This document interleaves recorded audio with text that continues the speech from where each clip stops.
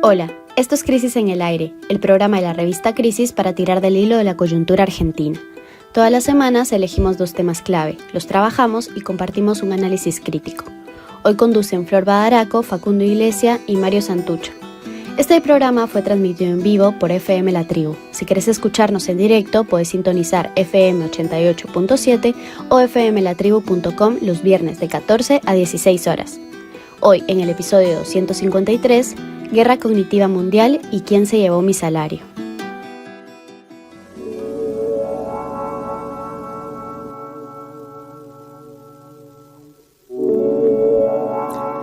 El domingo pasado perdimos la final de la Copa del Mundo contra España. Y más allá de la tristeza por una oportunidad perdida, quedó muchísima tela para cortar, no solo futbolística, sino también política. El Mundial del Fútbol quizás sea el acontecimiento global más visto, el que más captura la atención del planeta y el que más pasiones despierta. Por eso lo que sucedió particularmente con la Argentina, la impresionante ola de odio que se desató contra nuestro país, nos deja una postal sobre la época que vivimos, sobre la estupidez generalizada que arrasa particularmente en Occidente. Y a eso vamos a dedicar este primer bloque de Crisis en el Aire. Antes de meternos con el tema principal, hagamos un brevísimo recuento futbolero porque la gran actuación de la selección lo amerita. Fue un mundial realmente maravilloso, histórico, emocionante. Estamos felices y orgullosos con lo que hizo el equipo liderado por Messi y Scaloni. De hecho, estábamos muy ilusionados luego del triunfo épico contra Inglaterra, sobre el que hablamos acá el programa pasado, pero el plantel ya no tenía más nafta y no pudo sacar ese extra en la final. De todos modos, aún padeciendo un dominio abrumador por parte de España de principio a fin y con un hombre de menos por la expulsión de Enzo Fernández, perdimos con un gol en la segunda mitad del tiempo suplementario. E inclusive tuvimos una oportunidad única, justo en el último minuto, que no fue el empate de milagro. Así es, Flor. Daría para comentar muchísimo sobre esa gran final esa final trágica. Esa final. Pero yo creo que pese a la derrota, la inmensa mayoría de la población, de los argentinos, de las argentinas, por no decir que existe unanimidad, yo creo que existe unanimidad, en el sentido del agradecimiento, ¿no?, con el equipo. Por eso se esperaba una gran movilización popular para recibir al plantel cuando llegaba. Incluso tuvimos nosotros información de primera mano, a través de gente que estaba en la organización, de lo que iba a ser el recibimiento en el centro de la ciudad. Había una discusión de que si se iba a hacer en la Casa Rosada o no. El presidente había ofrecido irse con todo su personal político para dejar la Casa Rosada.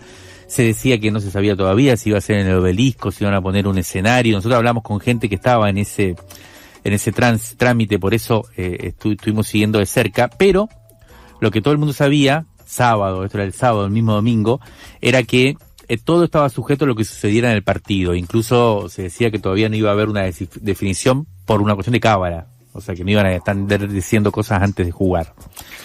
Pero todo estaba puesto para un gran recibimiento, digamos, ¿no? Sin embargo, Messi y otros jugadores decidieron bajarse del avión de la AFA y se fueron a Europa o volvieron solos en avión privado, como fue el caso del capitán de Messi. Esto ya era el lunes. Hubo una pequeña caravana en los alrededores de Ezeiza y no mucho más. La verdad es que fue un desenlace raro que no esperábamos. La imposibilidad de tener un festejo popular como el que más o menos todos queríamos. Y en torno a esa extrañeza, a por qué no vinieron juntos y demás, se armó una serie de conjeturas y teorías conspirativas realmente locas, ¿no? Desde que la FIFA, la más conocida, la que más circuló, es que la FIFA había presionado a nuestra selección para que perdiera la final como penalidad por haber sacado la bandera de Malvinas en el partido contra Inglaterra, y entonces los jugadores habrían ido a menos. También se dice que hubo peleas internas en el grupo, en la selección, luego del partido, que por eso entonces no vinieron juntos, en fin.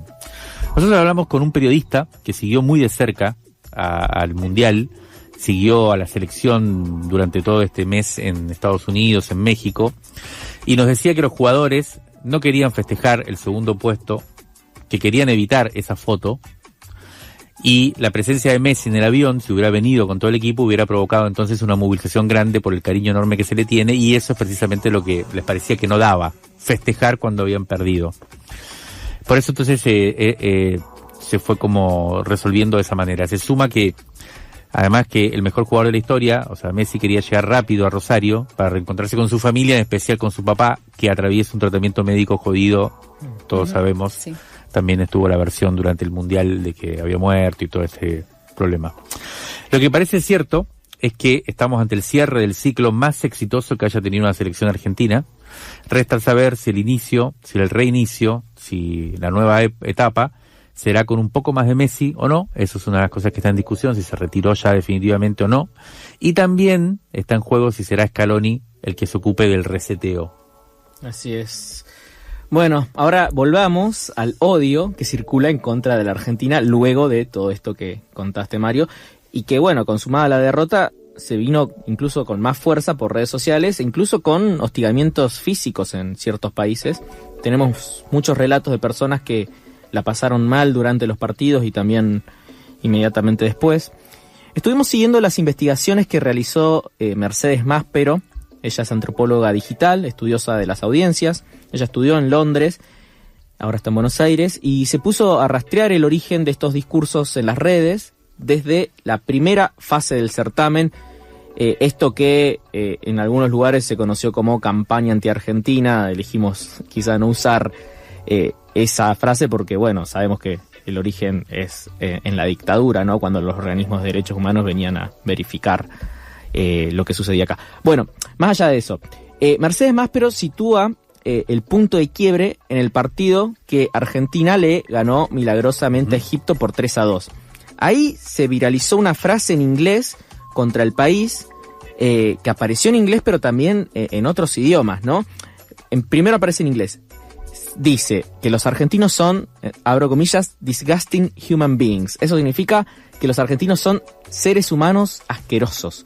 Esa consigna aparecía en muchos posteos de personas diferentes y no es una frase muy habitual, por lo que, según Mercedes, esto es como un indicio de que algo organizado hubo ahí. A partir de entonces se suman otros adjetivos descalificativos. Los argentinos son tramposos, los argentinos compraron el Mundial, es gente que debe ser investigada, como que la cosa iba escalando y sumando capas. Ya después de ganar la Inglaterra y haber agitado el trapo de Malvinas, las cuentas acusaban las cuentas que acusaban de todo esto no tenían nada que ver, las cuentas acusaban que la política no tenía nada que ver con el Mundial, ¿no? Que se trataba de un reclamo, digámosle, desubicado, hasta que se generalizó la acusación de que Argentina es un país racista. Vemos como distintas capas de significados iban acumulando. Vamos a compartir ahora un audio que nos envió Mercedes Máspero, en el que analiza el tipo de cuentas que participaron con particular relevancia de esta masiva agresión en redes. Durante mi investigación, clasifiqué las cuentas que hablan sobre la Argentina en 3 tipos. Primero, creo que se puede hablar de cuentas pagas o que están organizadas de alguna manera. Yo creo esto porque veo que la construcción semántica disgusting human beings se repite una y otra vez en distintos idiomas, en inglés, en portugués, en turco, y esto lo veo más de 300.000 veces. Cuando una construcción semántica se repite tal cual, da a pensar que puede haber algo orquestado o organizado. Nunca se puede afirmar, pero es por lo menos un indicio. Otro de los indicios que a mí me permiten pensar que hay algo orquestado es que muchas de estas cuentas nada tienen que ver con el fútbol. Cuando entramos y analizamos las cuentas que publican este contenido, muchas veces venden otro tipo de contenido basura, links a juguetes sexuales o difunden pornografía. Hay un segundo tipo de cuenta que alimenta todo este odio, que son aquellos que quizás no están pagos, pero que sí se benefician directamente de tener visualizaciones.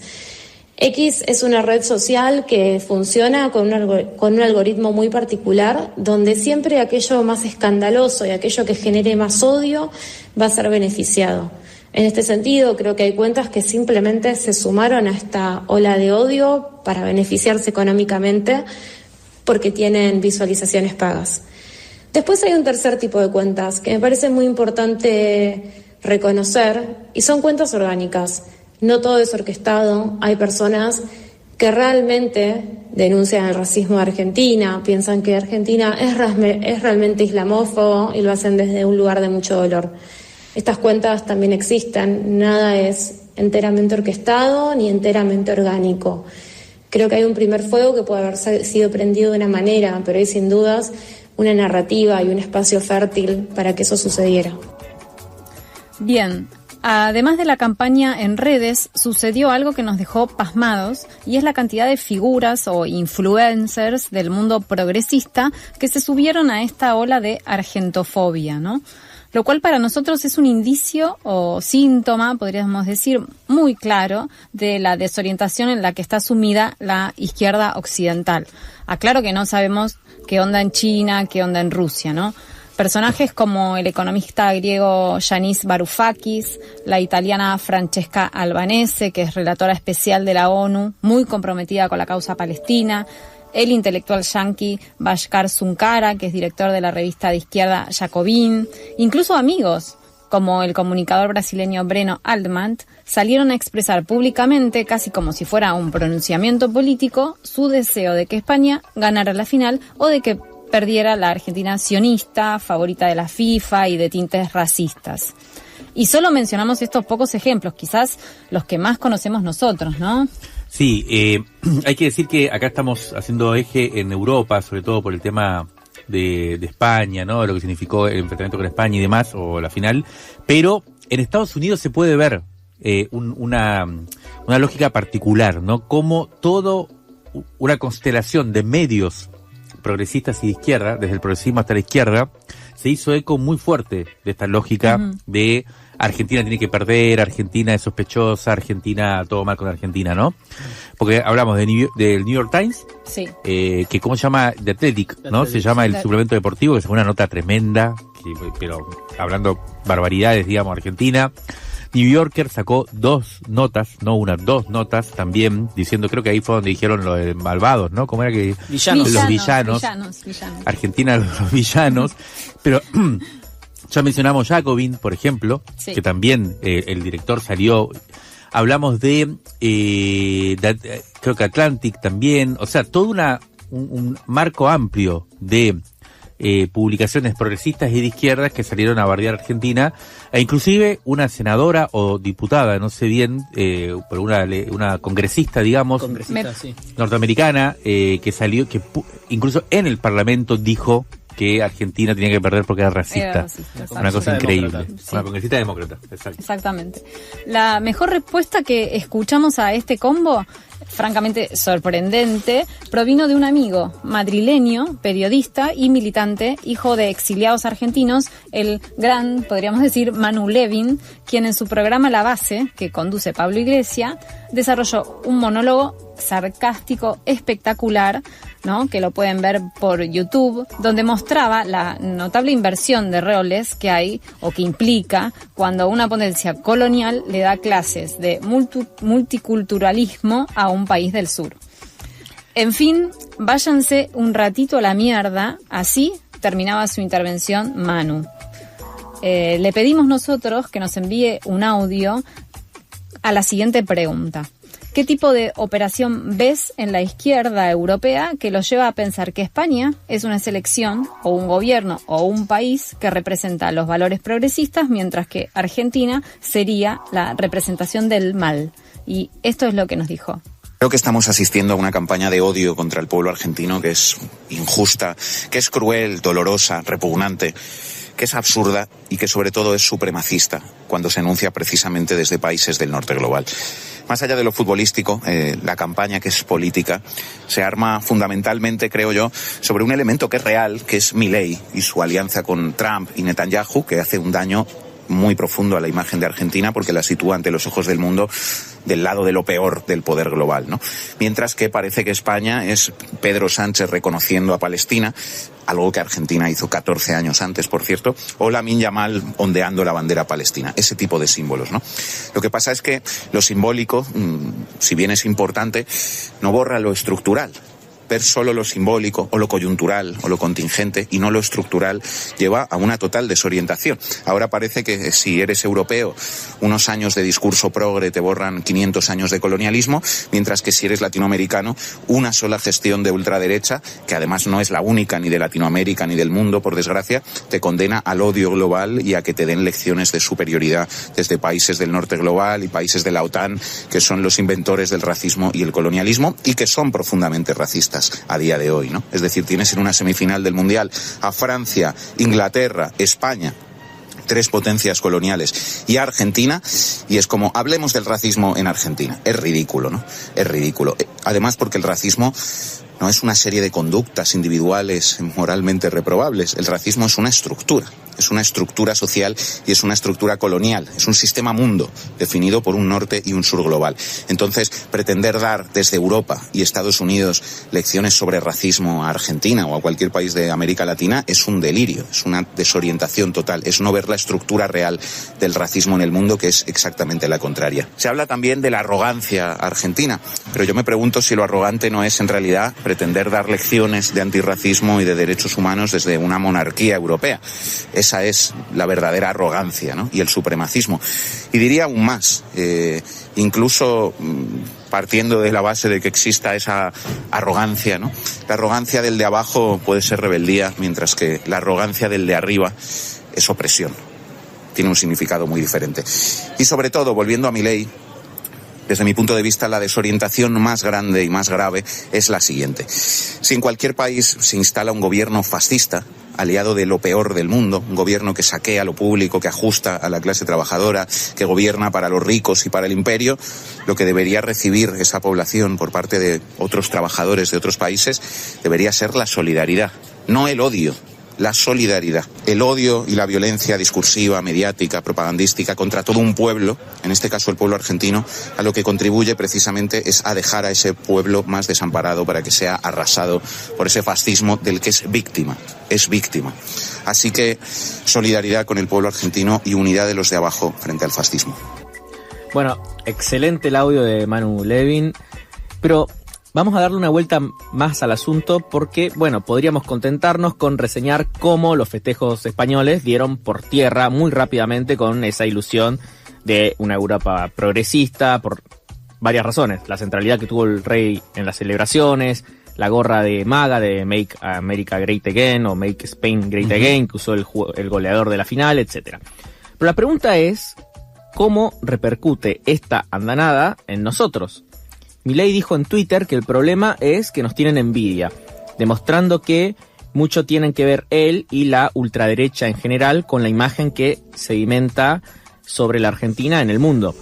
Nosotros publicamos esta semana una gran nota de Leandro Bartolota, cronista del Conurbano e integrante del colectivo Juguetes Perdidos, donde argumenta que la ola de odio es una reacción, en efecto, a nuestra intensidad, no solo como hinchada, sino también como sociedad.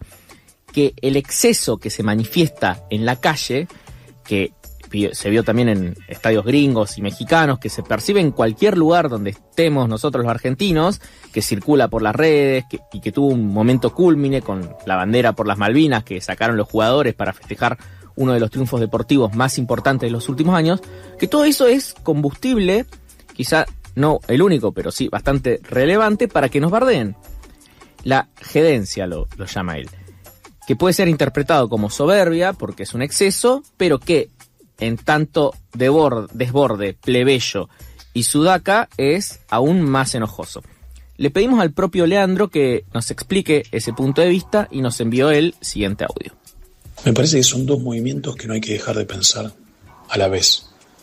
Por un lado, ese movimiento en el cual mostramos nuestra naturaleza subjetiva tan especial y ese patrimonio vital de los argentinos y las argentinas, que es esa jediencia, que es esa vitalidad que se alienta, que se hincha, que se expande y que lo hace por sugestión, por contagio, por invitación, si se quiere, incluso por cierta dominación alegre, delirante, involuntaria, y que en un primer momento se expresó algo de eso en esos videitos con el verbo argentinizar, que tanto se viralizaron y que parecía que tenían mucho de amable en la recepción, más allá de que ya existía un odio y un rechazo a eso que no hizo más que crecer durante estas semanas y ahora mostrarse de manera agresiva, violenta y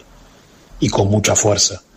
Me parece que a lo que se reacciona, y ahí creo que es importante remarcar la idea de reacción, porque están reaccionando y lo hacen con odios que son muy fisiológicos, muy sensibles, muy de rechazo en ese plano, más allá de retóricas o rodeos más o menos ideológicos que se quieren hacer. Lo que se está haciendo es intentar sacarse de encima esa fuerza que plaguea, esa fuerza gritada, agitada, desmesurada y que realmente no respeta jerarquías instituidas a priori. Por eso también, siempre que nos quieren quitar lo que nos sobra, por decirlo de algún modo, siempre que nos critican lo que tenemos de más y entonces lo que nos falta, ¿no? Educación, civilización y demás, bueno, nos pretenden sumisos y nos pretenden de un modo de ser que claramente no es el nuestro. Y que todo eso pase en relación al fútbol no es menor. Sabemos que en Argentina el fútbol es la anfetamina de todos los pueblitos que devienen un pueblo fuerte y con mayúscula, que es capaz de armar los quilombos diplomáticos y geopolíticos que se vieron en este mundial. Y además que hay una creatividad que tenemos, que se ven las canciones, que aparecen narraciones históricas, que aparece toda una memoria alentada, hecho trapo, hecho canción, y que de algún modo sabemos y confiamos en que todo esto que está sucediendo ahora va a ser una canción, va a ser un agite. Bueno, lo escuchábamos a Lean Bartolota, muy interesante también el audio. Vayan a buscar la nota que publicamos ayer, jueves, en la web de nuestra revista, se llama Los días que irritamos al mundo, muy buena, muy larga, una crónica de los festejos y del mundial en general, y también una reflexión como la que acabamos de escuchar una reflexión muy interesante sobre esta andanada de odio, digamos, que estamos recibiendo, porque me parece que evita el tono victimizante y también escandalizado respecto de lo que estaba pasando, y lo designa de manera muy interesante de vuelta como una reacción frente a algo que es interesante reafirmar, ¿no? No de la manera que lo hace Milei, con soberbia, haciéndose el canchero, diciendo que no tiene envidia, pero sí dándose cuenta que, o planteando, mostrando cómo hay algo del desborde propio de lo anímico en Argentina, que es muy interesante, que es muy reivindicable y que hay que defender frente a la, ¿cómo se puede decir? Culpabilización que viene de afuera, o en este caso de varios países. Yo quisiera cerrar muy rápidamente, porque se nos acabó el tiempo, remarcando también que es impresionante la estupidez colectiva que se genera, ¿no? Actualmente, o sea, esto siempre existió, pero es impactante como en los últimos meses, años, y cada vez más es algo mucho más intenso, mucho más fuerte, mucho más general e inmediato, ¿no? Cómo se generan versiones. Y tenemos acá la versión odiante contra Argentina, que la estamos padeciendo muy claramente y que la estamos viendo desde el dark side, digamos, podríamos decir, del asunto, y por lo tanto vemos ahí las costuras y nos da información sobre cómo se funciona esto, pero también la vimos, para no hacernos los cancheros, claro, la vimos con las versiones que se generaron sobre la propia selección y por qué perdimos, ¿no? Supuestamente porque hubo un gran complot contra Argentina. No, perdimos porque jugamos porque jugaron mejor ellos y nos pasaron para arriba. ¿Y qué vamos a hacer? Pero es interesante ver cómo se genera eso, ¿no? Con la pregnancia que tiene la fuerza y la incapacidad social, claro, de generar verosimilitud, ¿no? De ver qué es verosímil, ya no verdad o mentira, sino, por un lado eso. Y esto me parece que hay que dejarlo ahí, tener conciencia de esto, registrarlo, tomar registro de esto, porque esto forma parte de algo, de estrategias más complejas que están desplegándose hoy, que se llama incluso guerra cognitiva, ¿no? Que no tienen a un malo tan claramente, quizás como autor, digamos, pero que forman buena parte de de las subjetividades colectivas y de las decisiones incluso colectivas que se van tomando, y me parece importante dejarlos ahí marcados porque hay que tener en cuenta esto también para los contextos electorales, por ejemplo, y para los momentos de conmoción como los que vivió Venezuela, por ejemplo, en enero de este año. O sea, cómo hacer para que la sociedad, los pueblos reaccionen o generen elaboraciones colectivas que estén a la altura de los desafíos que afrontan. Me parece, dejémoslo ahí, pero sí nos parecía un evento muy interesante para ver ese desafío de época. Válvulas de papel, podcast y transmisor. Crisis en el aire.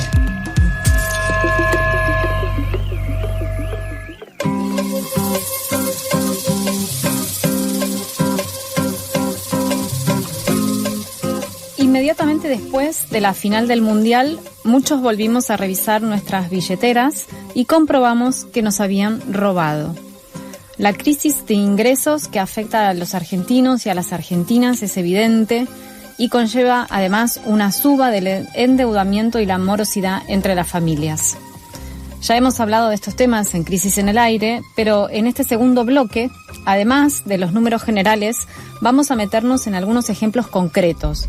Trabajadores de sectores económicos exitosos, con salarios de todas formas en baja, y también vamos a hablar de formas novedosas y turbias de endeudamiento que aparecen en contextos como este. Empecemos. Esta semana, por ejemplo, en una entrevista con Infobae, Nadine Argañarás, director del Instituto Argentino de Análisis Fiscal, calculó cuánto perdimos los asalariados contra la inflación desde que comenzó el gobierno de Milei. Es decir, cuánto nos robaron, ¿no? Por ejemplo, el sueldo de un trabajador privado formal en Argentina entre noviembre del 2023 y mayo de 2026 tuvo una baja real de 3.6%. ¿Qué significa eso? Que en esos 30 meses perdió el equivalente a un salario entero de noviembre de 2023. Y esos son los que están mejor en el ranking, ¿no? O sea, en el otro extremo de la tabla están los trabajadores estatales nacionales, que están 36.5% abajo. Esto significa que en esos 30 meses cobraron 8.8 salarios de noviembre de 2023 menos. Un empleado público provincial, por su parte, está a la mitad. Sus salarios en promedio son 10% más bajos, ¿sí?, que en aquel entonces, y en los 30 meses estos que calculó el informe, perdieron 30.4 salarios de 2023. 3.4. Perdón, sí, 3.4 salarios de 2023. La magnitud de la pérdida está, clarísima, y también lo está la dispersión, ¿no? Sí, y como consecuencia de esta crisis de ingresos, obviamente estallaron las deudas. Un informe del Centro de Economía Política Argentina, el CEPA, que está elaborado con datos del Banco Central, dice que la morosidad con bancos, luego de 19 meses de subas consecutivas, o sea, subas sin parar desde octubre de 2024, alcanzó un máximo de 7,6 en mayo de este año, de 2026. Este guarismo se conforma con el ratio de irregularidad de las empresas, que en ese tiempo pasó de 0,7 empresas con préstamos irregulares a 3%, mientras que en el caso de las familias trepó de 2,5 a 12,3. Esto es en bancos, o sea, préstamos formales, concentrados sobre todo en préstamos personales y tarjetas de crédito. Todo esto obviamente no contempla el enorme mundo de préstamos informales que circulan también porque, las aplicaciones. ¿Cómo? Porque no hay registro. Claro, no hay registro. Por otro lado, la morosidad con billeteras virtuales saltó de 7,3 en noviembre de 2024 a 29,6 en mayo de 2026. Este récord perforó incluso el techo que había llegado en la pandemia, que era 27,1% en mayo de 2020. La irregularidad con los bancos alcanzó los niveles más elevados desde la crisis de 2001. O sea, que hubo un pico de 32,7 en septiembre de 2003. Del total de 20,9 millones de deudores con bancos y billeteras, Los morosos sumaron 5,8 millones, más de un cuarto. La irregularidad es la morosidad. Claro, exactamente. Préstamos que no se pagan en tiempo y forma.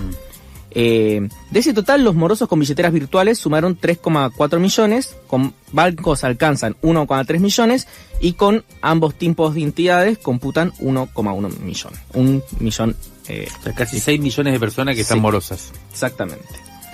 Pasemos de lo general a lo particular y pongamos la lupa sobre un dato que fue difundido en estos días y que generó mucho ruido en el sector energético. Según un estudio reciente realizado por el Grupo de Investigación e Intervención Feminista de la UBA, el Instituto Argentino de Estudios Técnicos, Económicos y Sociales y la Asociación del Personal Superior de Empresas de Energía, con el respaldo de la Fundación Rosa Luxemburgo, la estabilidad financiera de quienes están en los altos mandos de la red de trabajadores que sostienen las redes de energía está en jaque. Perdón. El 80% del personal jerárquico del sector energético sufre de sobreendeudamiento. Estamos hablando de que 8 de cada 10 trabajadores superiores hoy deben recurrir al crédito ya no para inversiones, sino para algo tan básico como sostener gastos cotidianos de sus hogares. ¿En qué se les va el dinero? Bueno, muchos utilizan préstamos para cubrir los saldos de su tarjeta de crédito, pero también atender necesidades humanas urgentes. Están pagando, por ejemplo, médicos y medicamentos para sus padres ante las falencias de la cobertura del PAMI. Impresionante. El contexto gremial y estructural también es alarmante. El sector ha perdido, este sector de personal jerárquico, ¿no?, de la energía, ha perdido 1.000 afiliados por jubilaciones o arreglos para retirarse, retiros voluntarios y demás, mientras que solo se han incorporado 200 trabajadores jóvenes que ingresan con salarios significativamente más bajos. Se suma otro dato que es hasta irónico. Hablando de este sector, hablamos del peso de los servicios básicos, entre ellos la energía, la electricidad y demás. Históricamente estos gastos representaban el 20% de los ingresos de los trabajadores. Sin embargo, hoy esa presión ha escalado hasta ocupar entre un 30 y un 40% de sus salarios. Hablamos con otra rama de laburantes de la energía, nos referimos a la Federación de Trabajadores de la Energía, FETERA, para ver qué podían aportar a lo que cuenta este informe, y desde ahí nos decían que hay una diversidad enorme en el sector energético. En el Chaco, por ejemplo, los sueldos son una miseria, pero la pérdida de poder adquisitivo en realidad es general en todo el rubro, como lo es en todo el país. Las cooperativas de luz están complicadas también, su situación financiera y también comercial. Volvamos al informe que nos convoca. Hablamos con Mara Rivera, que es integrante de la Asociación del Personal Superior de Empresas de Energía, también integra el Consejo Consultivo de la CGT, y a ella le pedimos un análisis de estos números que refleja el informe en un contexto donde el sector energético parece estar en la cresta de la ola, aunque no así sus laburantes. Esto nos dijo. Hoy trabajar ya no garantiza llegar a fin de mes. Encontramos que el 80% de los trabajadores encuestados tienen algún tipo de deuda. No es para consumir bienes de lujo, sino para cubrir necesidades básicas como alimento, alquiler, expensas o incluso pagar otras deudas. Eso marca un cambio muy profundo. El crédito dejó ya de ser una herramienta para mejorar la calidad de vida y pasó a ser un mecanismo de supervivencia. Al mismo tiempo, observamos que muchos trabajadores y trabajadoras extendieron su jornada laboral o buscaron un segundo empleo para sostener sus ingresos. Esa realidad tiene consecuencias concretas sobre la salud mental, con altos niveles de ansiedad, angustia e insomnio. Es una señal de alerta que la negociación colectiva no puede ignorar. Lo paradójico que esto sucede en un momento en que la Argentina tiene enormes oportunidades de crecimiento energético, vaca muerta, el desarrollo de las energías renovables y las inversiones previstas muestran un sector con gran potencial, pero sin embargo ese crecimiento todavía no se traduce automáticamente en una mejora de condiciones de vida a quienes hacen posible esa producción. Tenemos un gran desafío en el 2027, que es el crecimiento del sector vaya acompañado con una mejor distribución de estos beneficios. La negociación colectiva debe discutirse no solo salarios, sino también en formación profesional, conciliación entre la vida familiar y la vida laboral y en condiciones de trabajo de calidad. El desarrollo energético será verdaderamente exitoso cuando también signifique mejores condiciones de vida para sus trabajadores y sus trabajadoras. No alcanza solo con producir más energía. El desafío del crecimiento también es producir bienestar para quienes trabajan en el sector. Bueno, muy interesante lo que contaba Mara Rivera, este contrapunto, ¿no? Vayamos ahora a otro informe que nos sorprendió estos días, esta vez uno del Banco Central, que vino a revelar un fenómeno que a muchos nos será desconocido. Según este documento, y después lo comprobamos con fuentes del sector, algunas de las aplicaciones de delivery que funcionan en el país comenzaron a ofrecerles préstamos a sus repartidores. Es decir, un laburante de pedido ya puede endeudarse a través de la misma aplicación con la que toma pedidos y cobra su sueldo. Para el Sindicato de Base de Trabajadores de Reparto por Aplicación, CITRAREPA, que representa a los repartidores de aplicaciones, estos préstamos constituyen un nuevo mecanismo de esclavitud financiera. Según el informe del Central, como iniciaron hace relativamente poco su actividad de prestamistas, el aumento reciente es significativo. La cantidad de deudores creció desde diciembre de 2023 a diciembre de 2024 un 177%, mientras que durante 2025 aumentó un 122%. Tratamos de hablar con Pedido Ya, pero no nos respondieron el mail que les enviamos al departamento de prensa, pero según un informe de la consultora EcoGo, los préstamos obtenidos a través de esta aplicación superaban cómodamente los 30.000 millones de pesos en mayo de este año. ¿Se sabe la tasa? Una banda. Sí, ahora vamos a escuchar un poco de eso. Y según el documento del Central, el promedio de los préstamos que tomaron los repartidores fue alrededor de 900.000 pesos en diciembre de 2025. Y bueno, ahora vamos a ver en un ratito bien qué significa este número. Por otro lado, esto es importante también, y lo dice el informe del Banco Central, a diferencia de un banco tradicional, el sistema por el cual se decide qué préstamo se otorga y qué tasa se calcula, no solo analiza el historial de morosidad de la persona, sino en este caso métricas de desempeño, antigüedad, tasa de aceptación de viajes y calificación de usuarios, ¿no? Bueno, hablamos con Leila Argüello, secretaria de Acción Social de CITRAREPA, sobre cómo impacta esta nueva forma de endeudamiento en los trabajadores, y esto es lo que nos dijo. Este fenómeno novedoso, que si bien hizo su explosión ahora, pero viene sucediendo hace un año aproximadamente, es que los propios repartidores y repartidoras nos endeudamos con la empresa para la cual trabajamos, ¿sí? Entonces, ahí hay una deuda promedio que ronda el 1.000.000 de pesos. Para acercarse a un salario de 1.200.000, 1.300.000 pesos, hay que estar entre 10 y 12 horas arriba de una bicicleta, 6 o 7 días a la semana trabajando en la calle. Entonces pensá que en relación a la proporción del endeudamiento con lo que se gana por mes es muy, muy grande. Dependiendo de los créditos, ya sean monetarios, por ejemplo, o los que se hacen para adquirir herramientas de trabajo, hay tasas excesivamente usureras, entre el 260%, el 500%, el 700%. Para ser elegible, las empresas tienen en cuenta nuestras métricas de desempeño. Por ejemplo, la antigüedad, la tasa de aceptación de viajes, la calificación de los usuarios, ¿sí? Como esta especie de scoring alternativo que usan las empresas para poder brindar los préstamos. No todo el mundo tiene habilitada en la aplicación la opción para sacar un préstamo. Por eso ahí se derriba un poco el hecho de que hay discursos, obviamente, más afines al gobierno y a las empresas, donde habría como una inclusión financiera para las y los repartidores. Eso es una estafa de acá a la China, y lo queremos dejar en claro desde el sindicato, porque en realidad es una esclavitud financiera en la cual generan una dependencia perpetua de el meme que recorre entre los trabajadores es: estoy yendo a trabajar para pagar la moto que utilizo para ir a trabajar. Es una rueda en la cual vos la deudás a tu patrón, y el patrón te descuenta, por ejemplo, los préstamos en dinero de tu salario automáticamente. Ahí, por ejemplo, una compañera nos contaba que ella, que tiene una antigüedad de varios años en la aplicación, con sus métricas correctamente, la opción que le brindaba Pedido Ya era otorgarle hasta 1.300.000 pesos. ella sacó solo 600.000, ¿viste? Como para no endeudarse tanto, y lo estaba devolviendo en 24 semanas, 35.000 pesos cada semana.